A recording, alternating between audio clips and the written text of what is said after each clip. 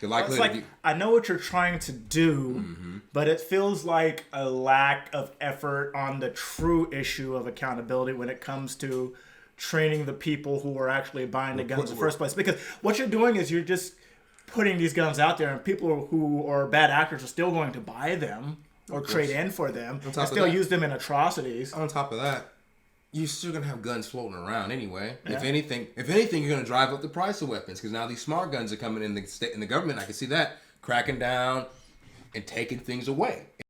Like Kid Rock or something. There like you go. Here, Bud Light, have at it. There you go. As you guys can see, the weapon fires just as effectively as the last video I made. What's up, guys? My name is Malcolm Eugene. Will Robertson here. I know what you're thinking right now. Wait, no. What am I thinking right now? You're thinking right now is this gun violence is out of control. And we need a way of stopping the guns from killing all these people. What if I told you the answer lies in Colorado? Intro.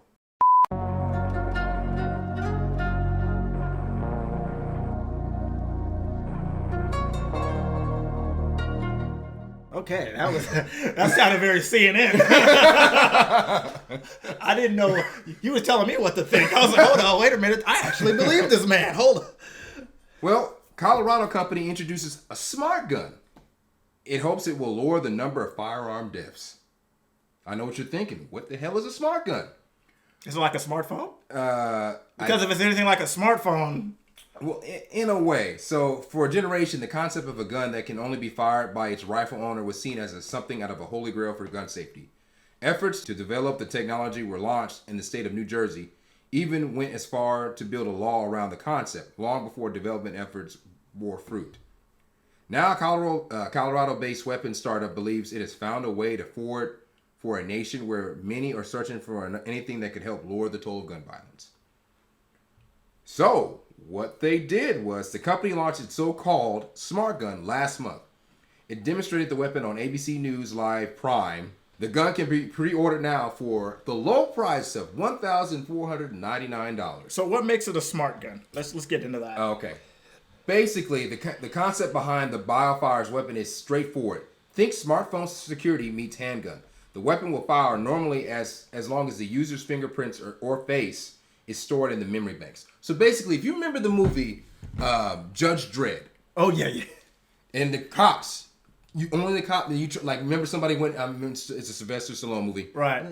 And one of the criminals, he dropped a gun, and one of the criminals went to grab it. And everybody's like, "No, that's a judge's gun." The guy got shot. So basically, it wouldn't shock you, obviously, but he wasn't able to use the weapon.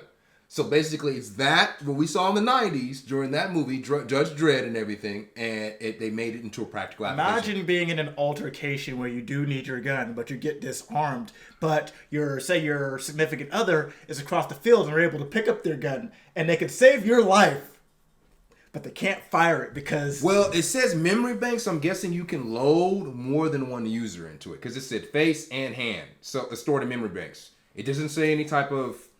how much gigs that is or how that's going to work, but they swearing that it's working. It would be interesting to see it and see the practical applications. But I mean, for that price tag, $14.99. But like I said, like it's a handgun, not a rifle. It's a handgun. Mm-hmm.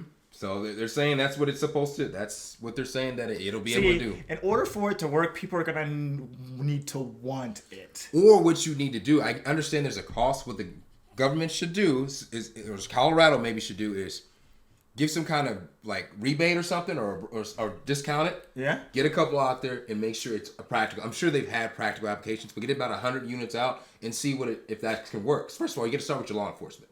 So start with your law enforcement, maybe that, and see if it works. If that, not all the department, obviously, that'd be foolish. Right. But a couple of them, and see if it does work that way. Because you don't want to sit here, all right, let's sell all these out, and then you purchase one or somebody purchases one, and you do get disarmed, or somebody steals your weapon. Yeah. And they figure out a way to hack it, like I'll say it's a smart gun. So what if they can figure out a way to hack it to where only they can access it, or anybody? They just leave it unlocked, they jailbreak it, like legit jailbreak it, and it becomes just another gun. I mean, I don't know. I'm sure maybe they thought of all this possibilities, but just as soon as you start to hack it, just self-destructs or something. But for $14.99, like I said, when you can go get a Glock 19 for $500, That's the only thing people are going to say. Okay, cost to Yeah, to that. $14.99, I can get myself a really, really decent shotgun. See what I'm saying? And so that's the thing they need to think about. So either you find out a way to work with the government or the state to where you can get a couple out on there, so at least you're taking weapons, or have an exchange program, which I could see them doing that.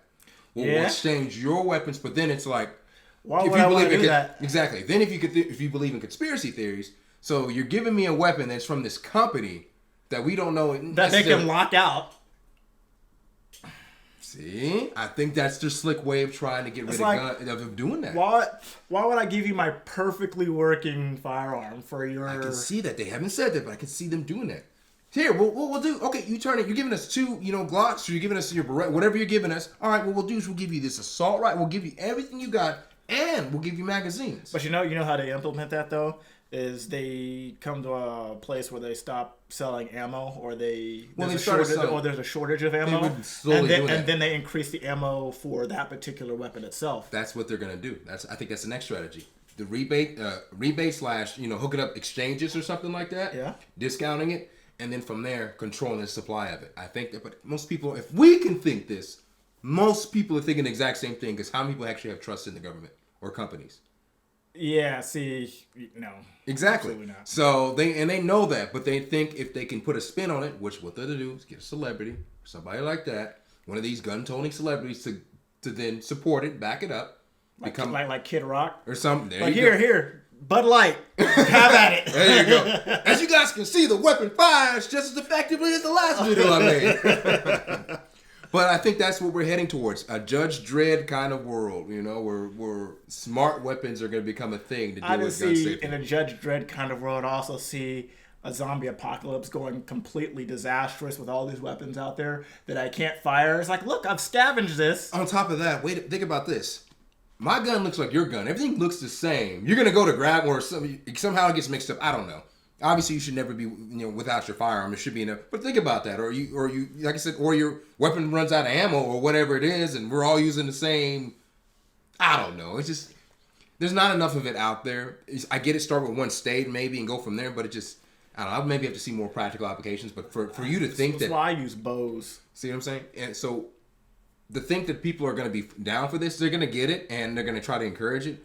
And I get the positives of it, but the cons are outweighing the pros right now. Sorry, it's just the likelihood. I know what you're trying to do, but it feels like a lack of effort on the true issue of accountability when it comes to training the people who are actually buying the guns in the first place. Because what you're doing is you're just putting these guns out there, and people who are bad actors are still going to buy them or trade in for them and still use them in atrocities. On top of that, you're still gonna have guns floating around anyway. Yeah. If anything, you're gonna drive up the price of weapons, because now these smart guns are coming in the state and the government. I can see that cracking down and taking things away, and now you're gonna make it more scarce. So what you're gonna do is make it even harder for people to get weapons. What if you don't want to do a smart weapon? What if you're a responsible gun owner and you lock your weapon, you store your weapons properly, you know how to handle it properly, because like you're saying, we're putting all of it back again.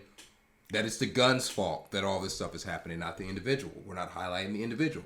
We could have an individual have a smart gun and still do bad things, believe it or not. I mean, now you just link it even more to them, because obviously they're facing whatever, and their hands are the only ones that are linked to it. But it's not really per se dealing with it. It's just becoming another strain of revenue. Right. You're creating, you're profiting from this. That's all it is, really. Okay. Yeah. Well, that said, my name is Malcolm Eugene. Will Robertson here.